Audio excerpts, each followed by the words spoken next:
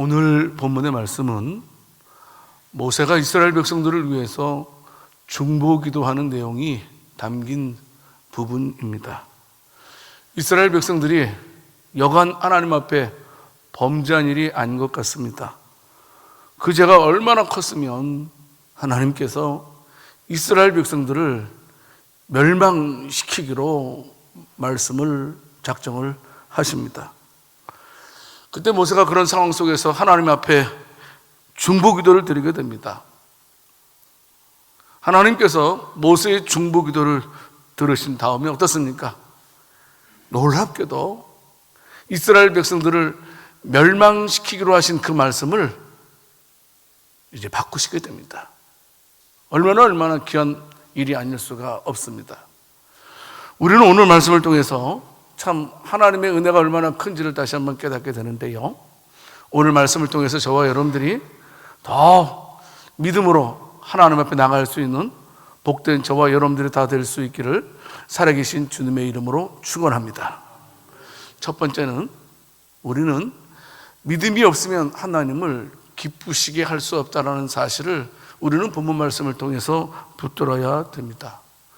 오늘 본문 신명기 9장 22절 말씀을 통해서 보게 되면 하나님께서 경로하신 장소 세 곳을 소개를 하고 있습니다. 다베라, 마사, 기브롯, 하닷, 아와 세 곳을 소개를 하고 있습니다. 여러분, 도대체 그곳에서 어떤 일이 있었기에 하나님께서 경로하셨느냐는 겁니다. 다바레에서는 어떤 일이 있었습니까? 다바레에서는 이스라엘 백성들이 아주 악한 말로 하나님을 원망하고 하나님에 대해서 불평한 사건이 기록되어져 있습니다. 마사에서는 어떤 내용이 기록되어져 있습니까? 백성들이 물이 없음에 대해서 하나님과 모세에 대해서 원망을 하는 내용이 기록되어져 있습니다. 모세가 기도하죠. 물을 달라고요. 그래서 하나님께서는 가르쳐 주셨고, 모세는 하나님께서 가르쳐 주신 대로 반석을 쳐서 물을 나오게 하셨던 것을 우리는 알고 있습니다. 기브롯, 하닷, 아와에서는 어떤 일이 있었습니까? 이스라엘 백성들이 하나님께 고기를 달라고 원망하는 내용이 기록되어져 있습니다. 하나님께서 어떻습니까?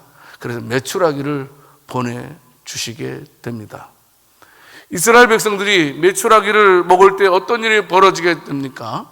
원망하고 불평하던 자들은 이 메추라기들 씹기도 전에, 입가에서 이제 씹기도 전에 그들이 하나님의 심판을 받은 내용에 대해서 기록된 것이 바로 기브롯, 하닷, 아와입니다.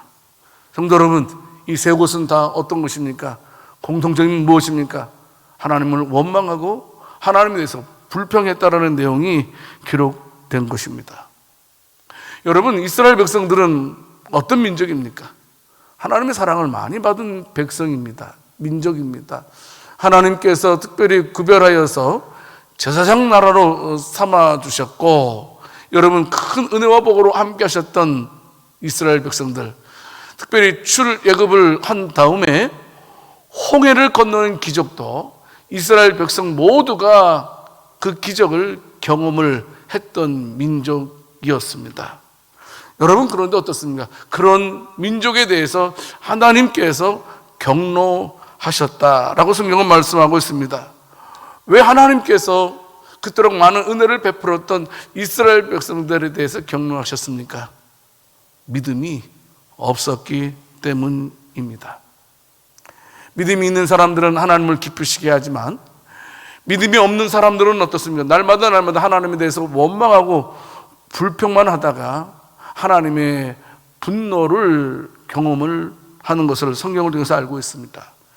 그래서 우리는 히브리서 11장 6절 말씀에서 믿음이 없이는 하나님을 기쁘시게 할 수 없다라는 말씀을 너무나 잘 알고 있습니다. 우리들도요, 이 세상을 살아가면서 광야에서 하나님께 불평했던 이스라엘 백성들의 모습이 우리들의 모습이 되지 않기를 원합니다. 분명합니다. 우리 장로님 기도하신 것처럼 하나님을 기쁘시게 하는 방법은 오직 믿음밖에 없다라는 사실입니다. 하나님에 대한 믿음, 하나님 약속에 대한 믿음, 하나님 역사에 대한 분명한 믿음이 있을 때에 하나님은 그것을 보고 크게 기뻐하신다라는 말씀입니다. 믿음은 확고부동한 신뢰를 의미합니다. 믿음 있는 사람들은 절대로 하나님 말씀을 의심하지 않습니다. 하나님께 등지지 않는 것이 또한 특징입니다.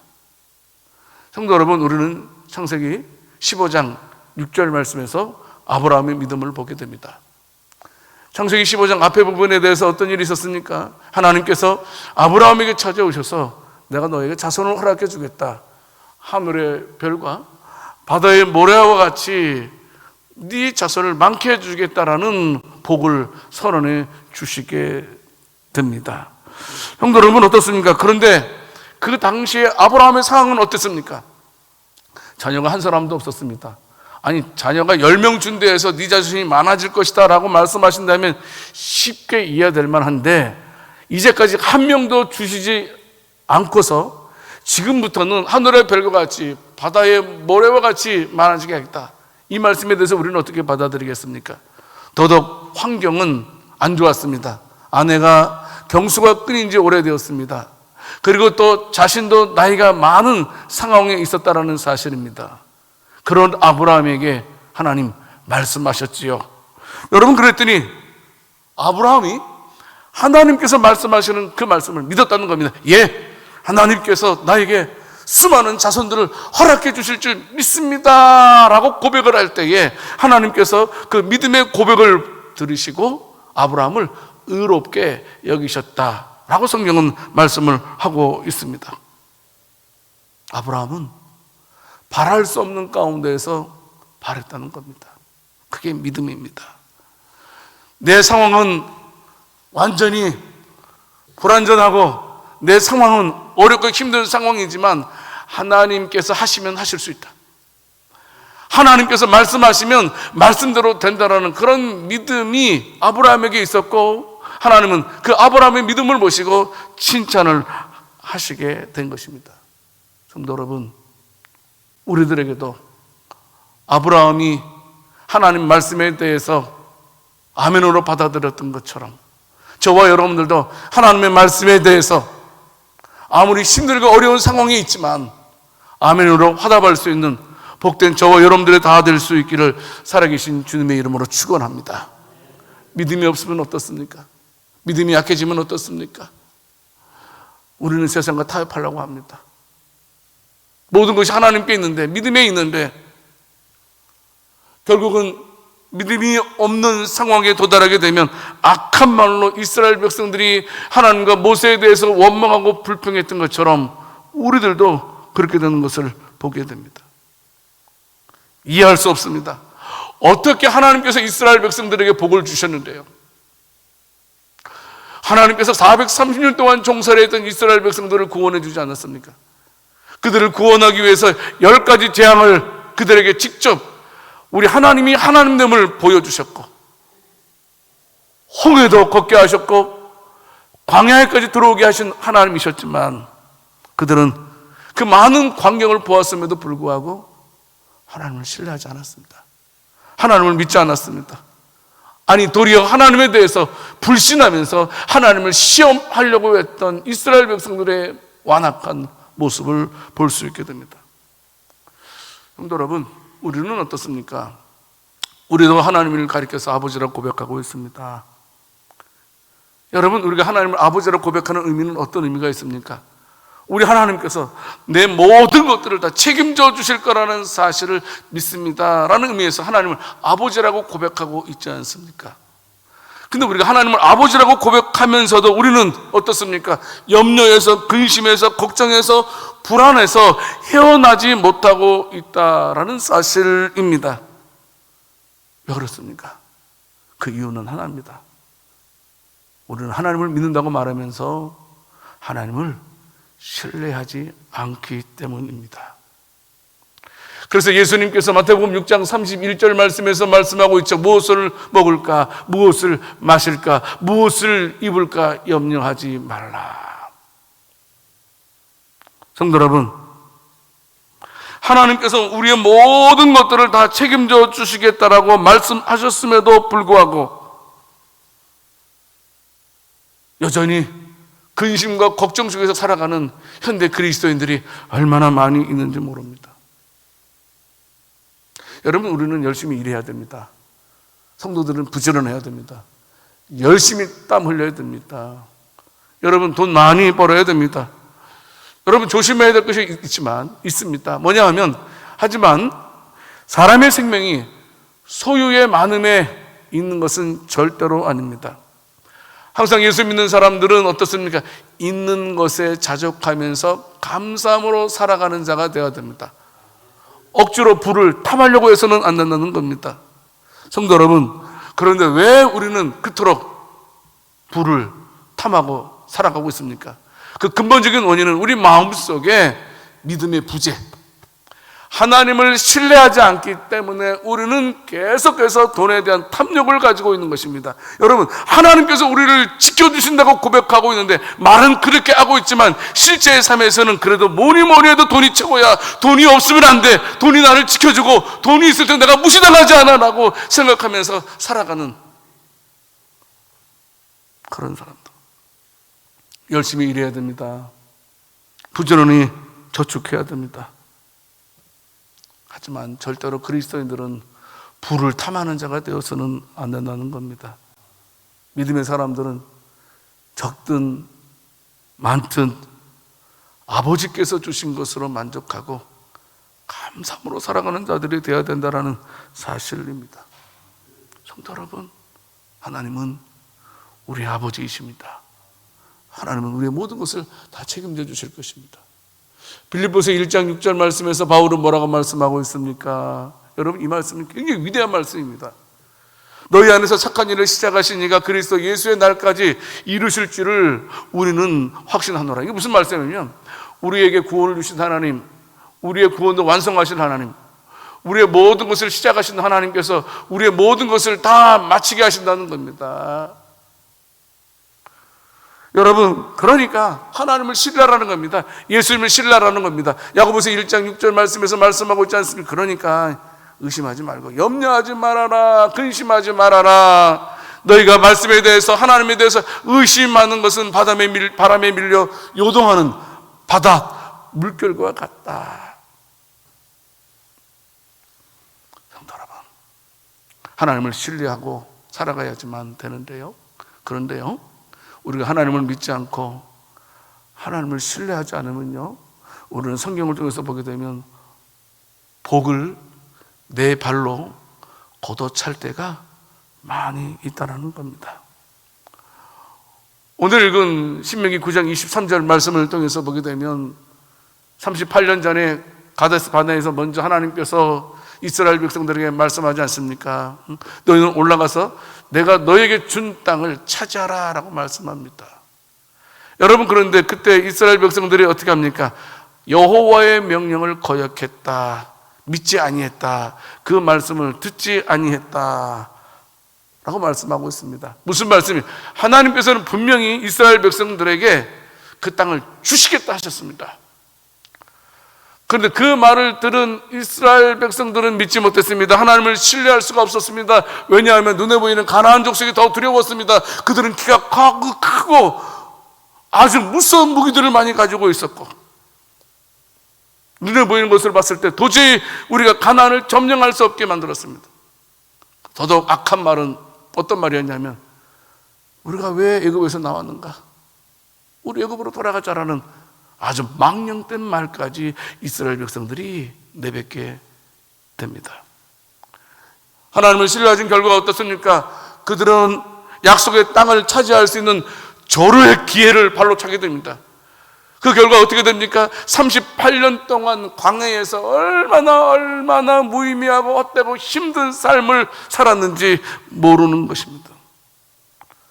이스라엘 백성들은 하나님을 신뢰하지 않으므로, 하나님을 믿지 않음을 통해서 자신들에게 주어지는 복을 차지하지 못했습니다. 성도 여러분, 하나님은 우리들에게 말씀을 통해서 상당히 많은 기회를 주실 때가 있습니다. 어떤 기회요? 복 주실 기회가 있다는 사실입니다. 그런데 많은 사람들이 믿음이 없어서 그 복을 놓치는 경우를 많이 보게 됩니다. 여러분, 기회가 오면 붙잡아야 됩니다. 기회가 왔을 때 붙잡지 못하면 우리는 후회하게 될 것입니다. 그래서 에베소 5장 16절에서 바울은 뭐라고 말씀하고 있습니까? 세월을 아끼라, 때가 악하니라. 무슨 말씀입니까? 기회를 반드시 붙잡아야 된다. 하나님께서 복 주실 기회, 하나님께서 주시는 기회를 반드시 놓치지 말고 붙잡아라 라고 말씀을 하고 있는 것입니다. 주어진 기회를 최대로 활용하라 하는 말씀입니다. 그런데 여러분 어떻습니까? 하지만 안타까운 것은 믿음이 없는 사람들은 그것이 기회인 줄도 모른다는 겁니다. 그게 하나님께서 복 주시는 기회라는 사실을 자체도 모르고 그냥 그 기회를 그냥 흘러보내는 그런 경우를 많이 보게 됩니다. 어떤 면에서 그 기회가 그 사람에게 마지막 기회가 될 수도 있는데, 성도 여러분, 우리는 참으로 믿음으로 말미암아 우리에게 주어지는 복의 기회를 붙잡을 수 있는 저와 여러분들이 다 될 수 있기를 원합니다. 마태복음 25장에 보게 되면 10처녀의 비유가 기록되어져 있습니다. 5처녀는 기름을 준비한 지혜로운 여인이었고, 5처녀는 기름을 준비하지 못한 미련하고 어리석은 여인들이었습니다. 여러분, 이 5처녀들은 어떻습니까? 기름을 준비하지 않은 그들은 실패한 인생을 말하는 전형적인 모습을 소개할 때 이 여인들을 우리가 말하게 됩니다. 여러분, 그들에게는 충분하게 준비할 기회가 많이 있었습니다. 하지만 그 기회를 놓칩니다. 아니야, 우리는 아직 시간이 많이 남아있어. 오늘 우리 신랑 안 와. 뭐 다음에 하지 뭐. 내일 해도 될 거야. 내일 해도 충분히 늦지 않았어. 신랑 뭐 그때 그 이후에 올 텐데. 스스로 기회를 차버린 미련한 5처녀의 모습을 우리는 잊지 말아야 할 것입니다. 성도 여러분, 우리는 하나님께서 우리에게 주시는 모든 기회들을 소중하게 여길 수 있는 믿음의 용사들이 다 될 수 있기를 원합니다.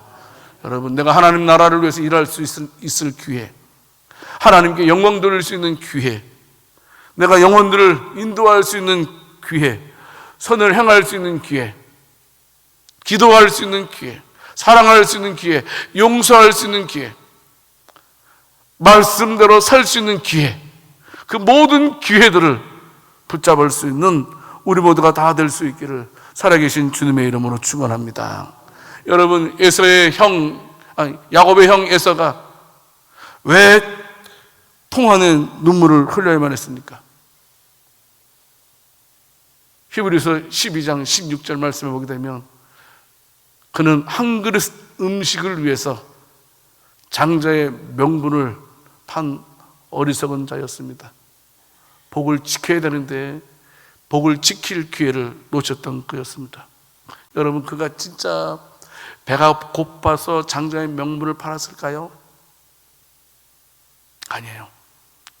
더 심각한 것은 에서의 마음속에는 하나님에 대한 믿음이 없었던 것입니다. 여러분, 만약에 에서에게 하나님에 대한 분명한 믿음이 있었다면 이 장자의 명분을 없이 여기지 않을 거라는 겁니다. 하나님에 대한 믿음이 없었기 때문에 이 장자의 명분을 그가 하찮게 음식 한 그릇과 바꿀 수밖에 없었다는 사실입니다. 오늘날 살아가는 현대 그리스도인 가운데도 어떻습니까? 불가피한 사정이라는 미명 아래서 너무나 쉽게 기회를 타협하는 자들이 얼마나 많이 있는지 모릅니다. 말씀을 택할 시기에 말씀을 택하지 않습니다. 뭐 모두가 다 그런데 뭐 어쩔 수 없는데 뭐. 성도 여러분, 저와 여러분들은 우리의 자신을 살펴야 됩니다. 환경이 변하는 것에 따라서 신앙 생활의 뿌리까지 흔들리는 것은 이것은 자연스러운 현상 아닙니다. 믿음의 부재입니다. 믿음의 부재. 기회는 항상 있는 것이 아닙니다. 놓치지 않도록 조심해야 됩니다. 히브리서 12장 17절 말씀에 여러분, 에서가 통안의 눈물을 흘립니다. 하지만 지나갔습니다. 그가 통안의 눈물을 흘렸지만 이미 기회는 지나가고 말았다라는 사실입니다. 그러므로 사랑하는 성도 여러분, 저와 여러분들은 하나님을 신뢰하면서 날마다 하나님께서 우리에게 주시는 복의 기회를 영안이 열려서 그 복의 기회를 붙잡을 수 있는 저와 여러분들이 다 될 수 있기를 살아계신 주님의 이름으로 축원합니다. 두 번째, 성도 여러분, 믿음이 없으면 하나님께 불순종하게 된다라는 사실입니다. 아까도 말씀드렸지만 신명기 9장 23절 말씀을 통해서 보게 되면 이스라엘 백성들이 가데스 바네에 이르게 되지 않습니까? 이르렀을 때 하나님께서 이스라엘 백성들에게 올라가라, 그리고 그 땅을 차지해라. 왜? 그 땅은 내가 너희에게 준 땅이다. 하지만 그들은 하나님의 명령을 거역했던 사실을 말씀을 통해서 보게 됩니다. 표면적인 이유는 그들이 강건했기 때문이었습니다. 그들의 숫자가 많았기 때문이었습니다. 그러나 중심의 그 이유는 무엇일까요? 하나님의 약속에 대한 믿음이 없었기 때문이었습니다. 이처럼 불순종은 성도 여러분, 믿음의 부재에서 비롯된다라는 사실입니다. 우리는 다시 한번 아브라함의 경우를 보았으면 좋겠습니다. 창세기 12장 4절 말씀을 통해서 보게 되면 이에 아브라함이 여호와의 말씀을 따라갔다. 무슨 말씀이? 너는 친척 본토 아비 집을 떠나서 내가 지시할 땅으로 가라는 그 말씀에 아브라함은 순종했습니다. 왜? 하나님을 믿었기 때문입니다. 만약에 아브라함에게 하나님을 향한 믿음이 없었다면 그는 절대 떠나지 않을 것이었습니다.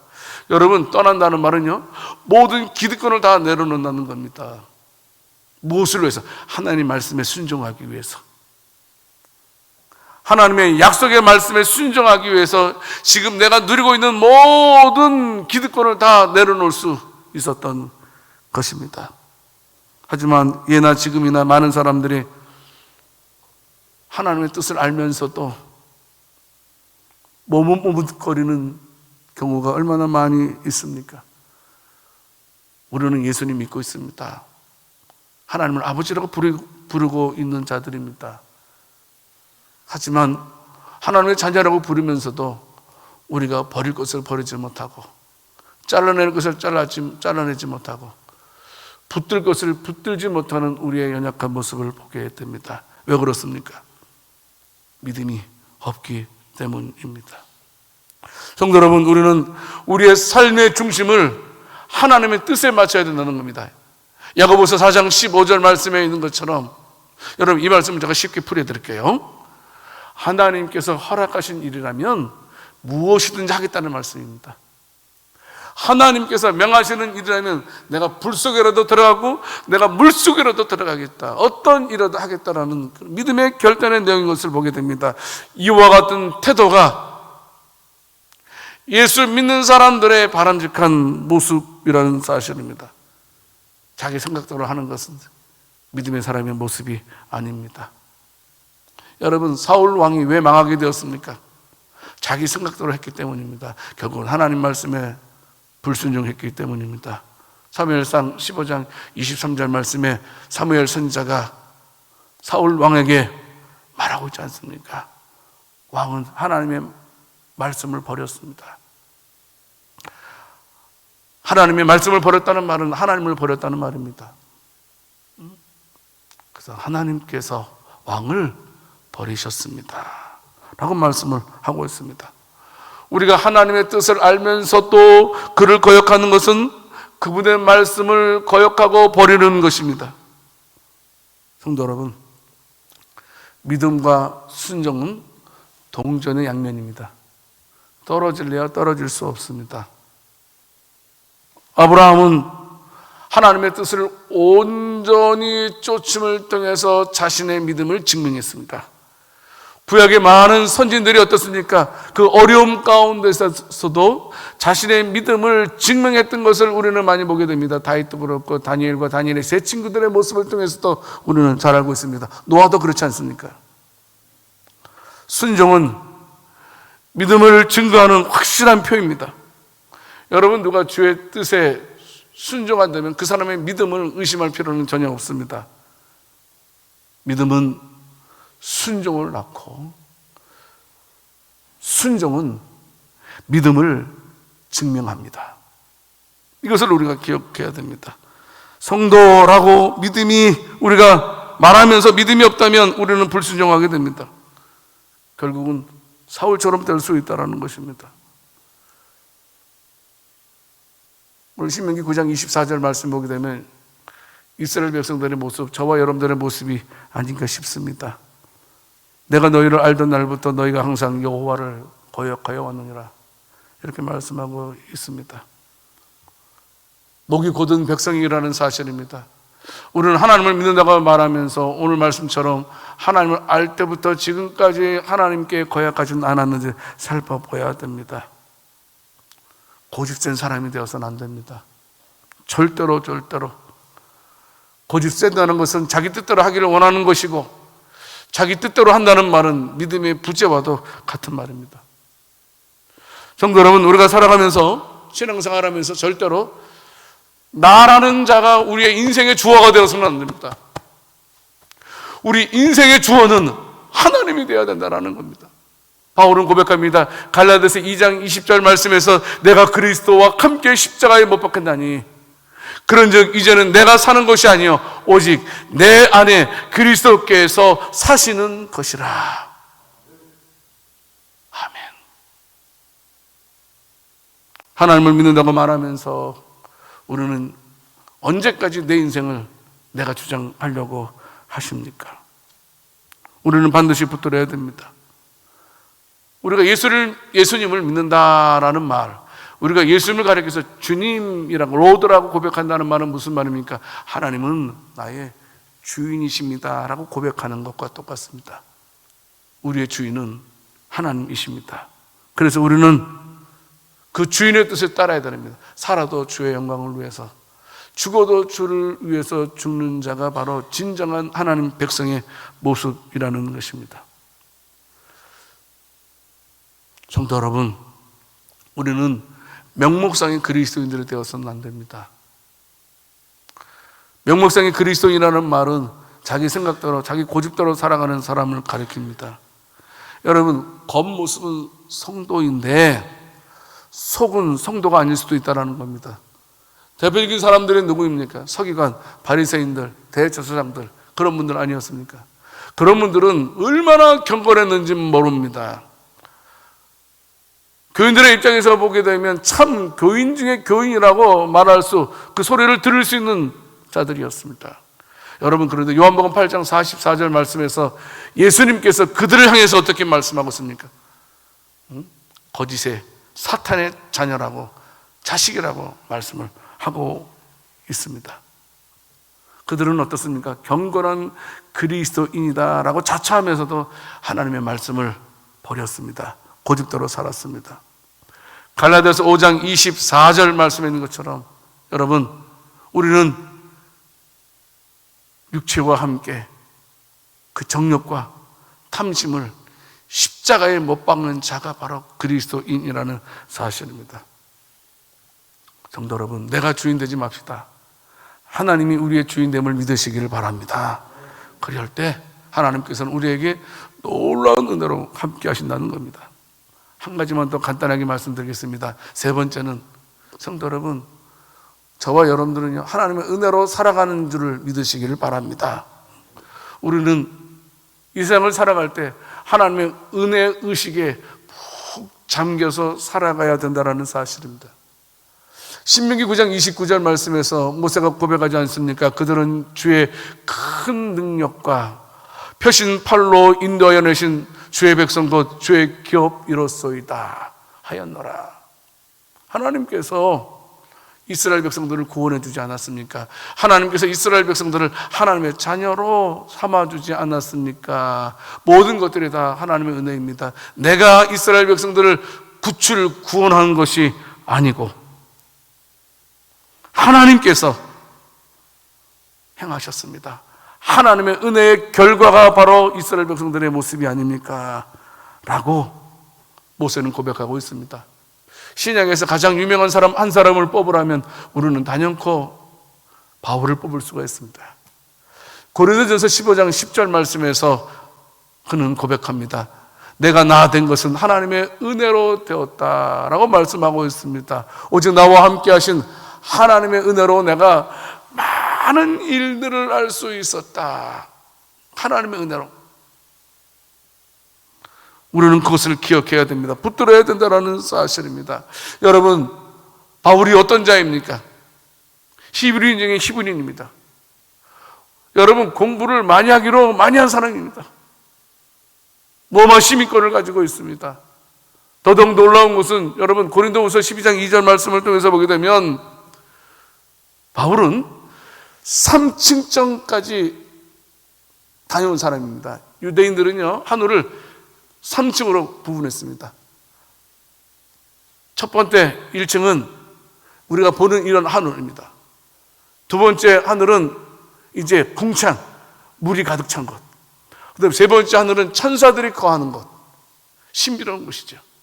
근데 바울은 어떻습니까? 그 3층 천까지 다녀온 사람입니다.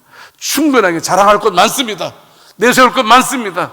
그러나 그는 그 어떤 것도 말하지 않습니다. 모든 것들이 다 하나님의 은혜라는 사실을 말하고 있습니다. 모세도 그랬고 바울도 그랬다는 겁니다. 우리는 고린도전서 3장 7절 말씀을 통해서 성도 여러분 기억해야 됩니다. 심는 이나 물 주는 이는 아무것도 아니로되 오직 자라게 하시는 이는 하나님뿐이니라. 이 말씀 붙들어야 됩니다. 옛날에 어른들 가령 이런 말씀하셨습니다. 은혜를 잊어버리는 놈은 금수만도 못한 놈이다. 이런 말을 했습니다. 성도 여러분, 우리는 절대로 내가 주어가 되어서는 안 됩니다. 하나님이 주어가 되어야 됩니다. 하나님이 다 하셨습니다. 하나님께서 인도해 주셨습니다. 하나님께서 역사하신 것입니다. 사도행전 3장 6절 말씀에 베드로의 놀라운 복음의 선언이 있지 않습니까? 은과 금은 내게 없거니와 내게 있는 것은 이것이니 곧 나사렛 예수의 이름으로 일어나 걸어라. 무슨 말씀입니까? 너를 걷게 할 수 있는 이는 예수님이다 라는 사실 말씀하고 있지 않습니까? 사무엘상 17장 45절에서도 다윗의 위대한 고백을 통해서도 그는 말하고 있습니다. 나는 만군의 여호와의 이름으로 너 앞에 나간다. 전쟁의 신이신 하나님께서 너를 죽이리라. 이런 믿음을 가지고 나갔던, 오직 하나님만이 하실 수 있다는 사실을 다윗도 고백을 했던 것을 보게 됩니다. 성도 여러분, 기억하자고요. 우리는 이제 마지막 주를 보내고 있습니다. 다시 한번 1년을 한번 되돌아볼 수 있기를 원합니다. 나는 얼마만큼 믿음을 지켰는가? 나는 얼마만큼 믿음으로 살아왔는가? 나는 얼마만큼 내 믿음을 증명하고 있는가? 나는 얼마만큼 참으로 하나님의 복의 기회를 붙잡고 살아왔는가? 그리고 나는 얼마만큼 하나님의 은혜에 잠겨 있었는가 생각하면서, 오늘 본문 말씀은 하나님께서 경로하신다라는 말씀으로 시작하셨지만 저와 여러분들은 오늘 말씀을 통해서 복 주시는 하나님으로 만날 수 있는 복된 저와 여러분들이 다 될 수 있기를 살아계신 주님의 이름으로 축원합니다. 하나님 아버지,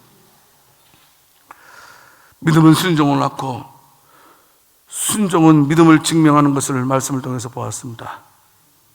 하나님 아버지, 우리가 믿음으로 사는 길만이 오직 한 길임을 명심하고 그 어떤 상황 속에서도 하나님을 신뢰하는 저희들 되게 주옵소서. 절대로 내가 주인 되지 말게 하시고 하나님께서 우리의 주인 되어 주실 줄 믿습니다.